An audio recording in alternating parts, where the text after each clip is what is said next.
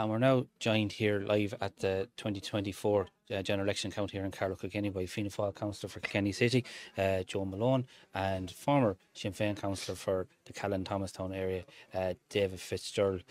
Joe, you were canvassing for John McGuinness.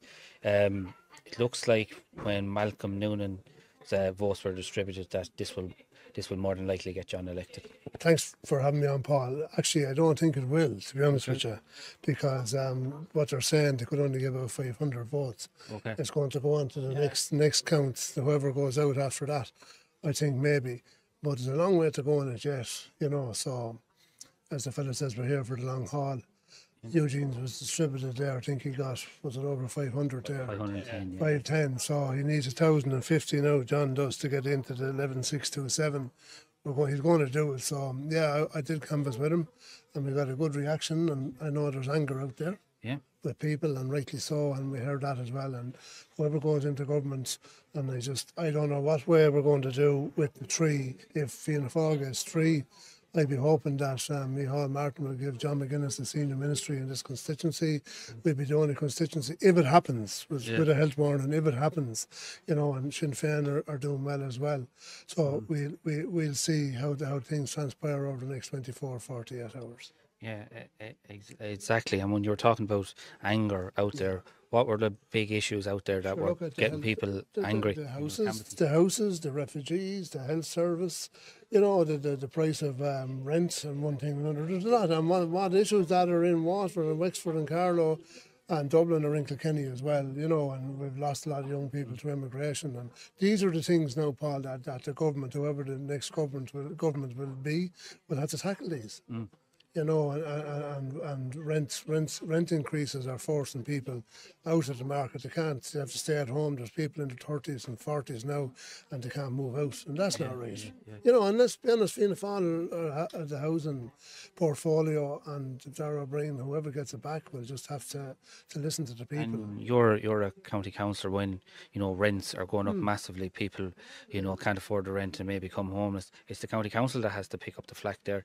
They do, yeah, and other agencies as well. The county council are not the only ones now that as the housing brief, the Cllr and all the rest of these people, the AHPs, you know. So there's a lot of work to be done. There's a lot of anger out there, you know, and we got it. I bet you David went around with Sinn Fein. They got it as well. We're all getting it, but the most important thing now, Paul, is that we listen to what's being said. Absolutely. You know. And I'll bring David Kennedy in here. David, you were kind of looking at this from the outside in as a. Unfortunately, you weren't in it. You didn't win a seat in the local elections, but you must be pleased with how Sinn Fein have done in Carlow Kilkenny. Yes, Paul. Listen, we decided to run two candidates. It's always a tricky position to be in. Coming off Kathleen's brilliant vote in 2020, 17 first housing preferences, it would have been very hard to follow up anywhere close to that, but given that we ran the two of them, I think there's about 980 votes between them. They ran a great campaign. Listen, we put up two female candidates who were very good. Again, without the experience of sitting TDs, but Kathleen has been behind them all the way, and she's been helping them every bit of the way. Now, we were out canvassing, as Joe said, there is anger in the doors. Fianna Fáil, Fine Gael have been in government there now, especially Fine Gael 14 years, and the housing situation doesn't seem to be coming on. I just hope that the people who have spoken and given their votes to Fianna Fáil must start building more houses and affordable and social housing as well. It's a big thing. Like, I grew up in a county council house. My parents were privileged enough to buy it after a few years of renting it, a lot of years of renting it. Everyone should be entitled to be able to afford a home as well. So whatever government goes in, like, it's not a foregone conclusion that there's going to be a Fianna. Everyone seems to think there is going to be a Fianna Fáil, Fine Gael. But if Fianna Fáil come back in with 10 plus seats more than Fine Gael, is Simon Harris going to... Is he going to sit there for 5 years, be Taoiseach, and say no rotating Taoiseach, and you can have the Taoiseach? Listen, it's like everything. There's going to be negotiations between them, but that's the way it goes. I know that the new Dáil sits on the 18th of December, but I'd say it's very unlikely they'll elect a Taoiseach, and we'll be probably into the middle of January by the time there's actually a government formed. Now I'm going to hand hand you over to Paidi Manning. So it'll be interesting. I'm going to go with David first, and I don't want to take anything away. Sinn Fein have had a very good day. This is a successful election for Sinn Fein, nationally and locally. I am going to go back to the 2020 election when Kathleen got 17,400 votes, thereabouts. She wasn't far off W.T. Cosgrave's record in Carlow Kilkenny. And Sinn Fein got 11,000. They got a quota between their two candidates today. There are 6,000 votes after going elsewhere, which is, they're floating votes, so I'm not saying it, but where did they go, do you reckon? They went everywhere. Social Democrats who have ran a brilliant campaign nationally, not just locally in Carlow and Kilkenny, but they've ran a brilliant campaign. They've picked up seats left, right and centre. Labour Party, not so much here in Kilkenny. They haven't polled what I thought they would. I thought they'd do a bit better. Listen, we talked about Fianna Fáil and Kilkenny and Carlow. They take 35% nearly every election here. It's standard that they come out with 34, 33%. Even in 2020, they were probably close, over 30% between the three candidates. It goes everywhere. Aintu have done very well. He's going very well. So, listen, it's probably going everywhere. After Kathleen got 17,500 votes. It was never going to happen again that you were going to get that. That was a once-off, and I've always said it. But if you're running two candidates and the two of them are within 1,000 of each other, it's good vote management. Probably too good, if you want to be cynical that way. But we're in the hunt, and I still believe we are. We're in the hunt to take two seats. If everything falls right. Now, and you're around a long time in politics, Paddy. It doesn't always fall right. It doesn't always fall right. By falling your toe. Yeah, falling your toe. Listen, to run two candidates is always it's a tough ask, but it can help in the other way. That you go back to the last local elections when I went out. My transfers were able to get Stephanie over the line, so it works that way. But we looked at numbers. It's still there. Carlow seem to have voted Carlow. So, like, Anya Gladney's Knox, I think, got over 6,000 first preference votes. Sinn Fein mightn't have got, if that was a Carlow vote as opposed to a strong Sinn Fein vote, like, you might have lost out without having those. 100%, and that's what it's all about. You put in your candidates, you strategically put them where you think they're going to get the votes. Anya, especially her dad, who would have sat in council, he was on the council same time as me, is a tremendously hard worker and stuff like that. That all helps.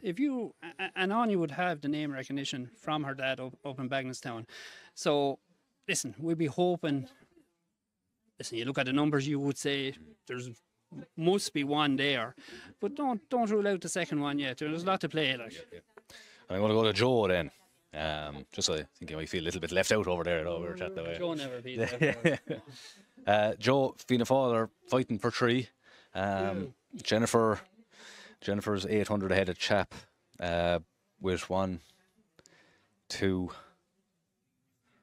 2.5 Carlow candidates behind. I think because Stephanie is on, or Patricia Stevenson is on the border up there. Where do you see Chap getting transfers to make him safe? Well, I'd say he's, to be fair, I'd say he's transfer friendly.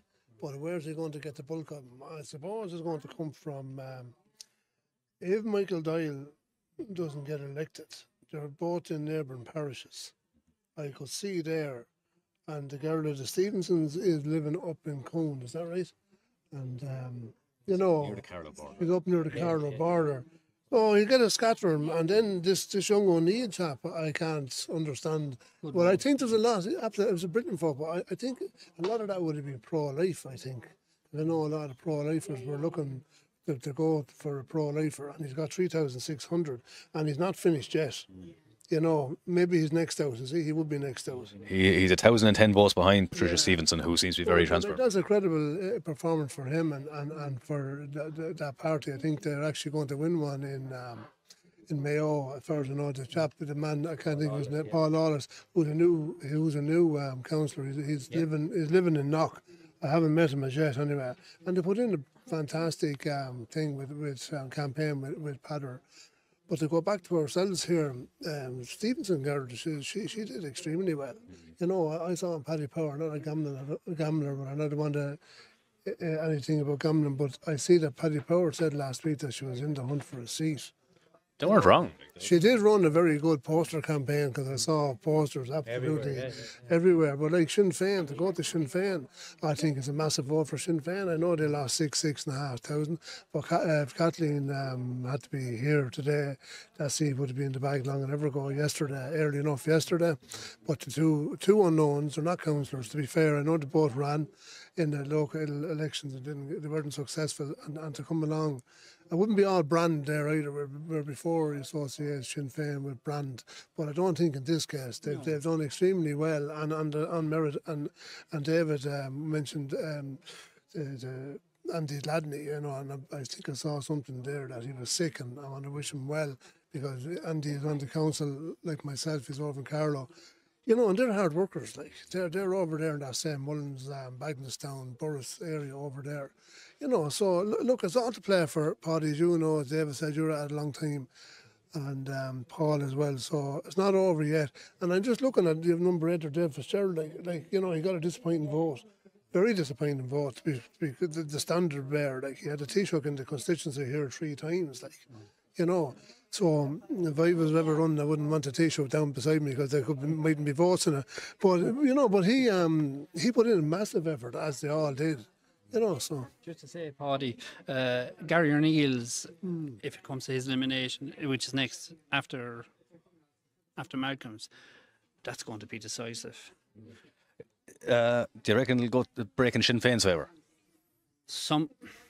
Listen, it's all hearsay. 100%, we're all guessing. And we're looking at it, but I would think we will get a good scalp of that. Yeah.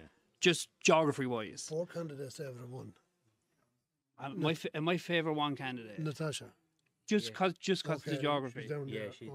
Just because of the geography. And he's in Ferrybank. So you would have thought his personal vote would have went number 1, and you'd be hoping number 2 might come our way. Listen, I could be 100% wrong. I usually am in some of these, Paidi, but you and me both, right? I think it's going to play a big part. Like there's, what's it, just under 4,000. What was it, 3,600. The only surefire candidates at the moment seem to be John McGuinness and Jennifer Main O'Connor. Yeah, to be fair, like you know, John is in politics, in national politics. He's in local since 1979, but he's in national politics since 1997. And like you know, when we're going around to the doors, his name came up everywhere. Even people that probably wouldn't give him a 1 or a 2, but down the line, and he's done a favour. And they're on about the machine that they have. They have that machine. I know why they have it, because everybody goes to them, and they get on the database, and they're doing everything, and they work hard. Like I came back from Bosnia the 24th of October. The following day, Friday, we started over here in Albus Inch, and I was out every day after that, bar Sunday, don't canvas of a Sunday. You know, in the rain and the snow, the cold and warm as well at times, in all weathers, you know, and a bit in the dark as well. And we were well received. But David, I'm sure you could say that as well about Sinn Fein, you know, because people are generally nice. They like chatting to you. Okay, they are angry. There's no doubt in saying about people are angry. It's a lot different than maybe 10 or 15 years ago when we were canvassing. Going back to, I suppose, Kathleen 2007 election, it's completely different. It's gone extremely hard to know what you're getting from those. You probably know yourself, Paidi, from just being out with people. Like, everyone is so nice. Yeah, we look after you. Scary nice, actually. Yeah, scary nice. You know, I remember years ago when we were, and now I suppose I was a lot younger than what I am now. Like, you will get abuse at doors left, right, and centre. I get abuse everywhere I go. Doesn't matter on a door or not. We know that. But I just want to go back to what you said here about 2 people being, we say, nearly assured a seat. There must be a Fine Gael seat there. Like, oh yeah, no, sorry. I think there is, but we don't know who it is. Which one it is? Yeah, no. Candidates as opposed to parties. Can I just say something there?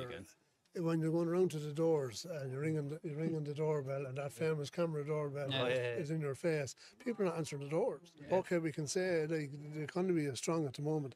A lot of people are working, but that camera bell, I didn't, even in the local elections, David, I'm sure you're the same. I don't ring him. Yeah, people don't come to the doors, you know, and we got a lot of that as well. And the F-off gates. Yeah, but I know in the media they were saying that it's only a leaflet drop. It's a leaflet drop.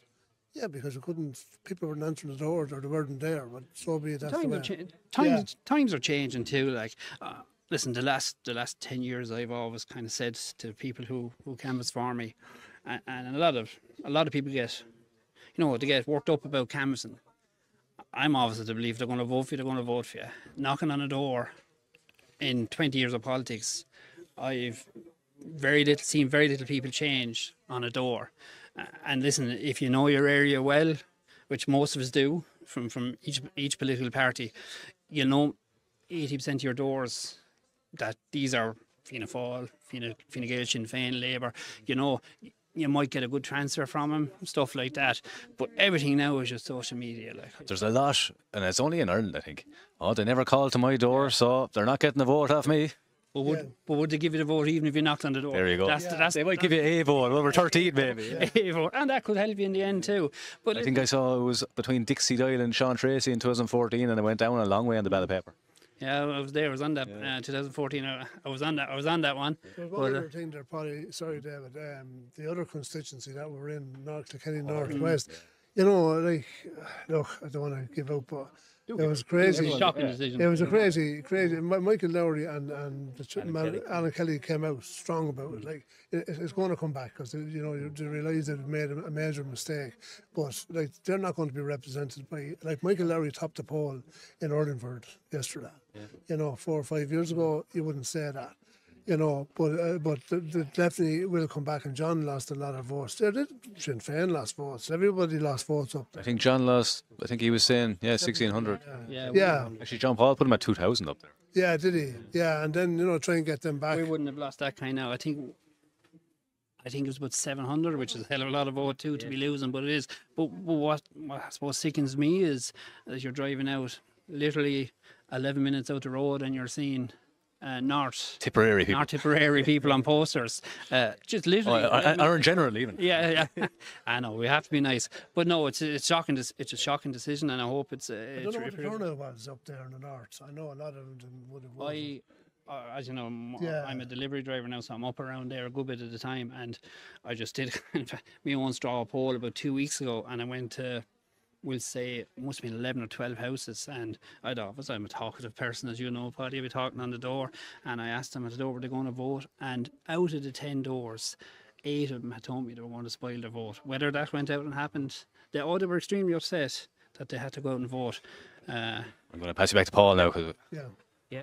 Well, Joe Malone, David Kennedy, thanks a million for taking the time to talk to us here on the Irish Political Roundup, and we wish you every success for the rest of the count. Thanks very much. Have a good evening. Thanks a million. Thanks a million.